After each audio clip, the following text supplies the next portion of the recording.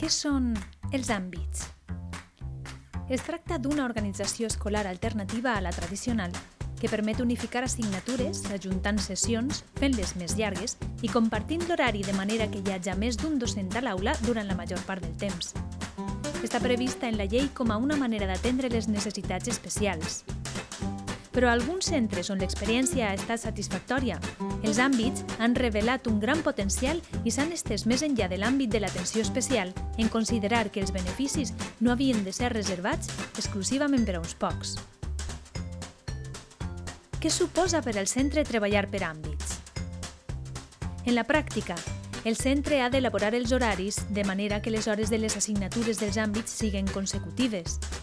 Les associacions d'assignatures més comunes són les de l'àmbit sociolingüístic, que uneix llengües amb geografia i història, i les del científic, que uneix matemàtiques amb física, química i biologia.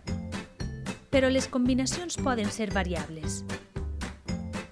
És essencial que l'horari del professorat involucrat incloga temps setmanal suficient per coincidir, reunir-se i coordinar-se. Què suposa per al professorat treballar per àmbits? Per al professorat que assumisca treballar per àmbits, no augmenta ni disminueix la càrrega horària presencial. Pel que fa a la manera de treballar, es poden mantenir els mètodes didàctics més tradicionals, però l'organització per àmbits suposa una evident oportunitat per modificar la manera de treballar i de relacionar-se amb els companys i amb l'alumnat. Una nova cultura professional. Què suposa per l'alumnat treballar per àmbits? Suposa la possibilitat de fer més activitats enfocades a la comprensió, més llargues, amb major control per part dels professors i voluntaris i més temps d'atenció si l'alumne ho requereix.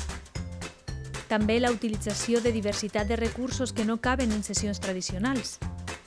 S'obre la possibilitat de treballar la motivació intrínseca de l'alumnat, desplaçant aquesta a la preocupació per les notes. I a més, s'aconsegueix comunicació de major qualitat entre companys i amb el professorat. Ningú no fa tasques apartat de la resta i s'intenta desenvolupar totes les intel·ligències. Pel que s'ha demostrat en la pràctica, treballar per àmbits comporta innegables oportunitats d'enriquiment de l'ensenyament-aprenentatge. Però cal aprofitar-les. Si voleu saber més, visiteu els testimonis de membres de comunitats educatives amb experiència en treball per àmbits recollides per Capgirem l'ESO al seu web i al seu canal de YouTube. Amb ells, pretenem resoldre dubtes i enderrocar mites al voltant d'aquest tipus d'organització escolar. Benvingudes i benvinguts al Treball per àmbits.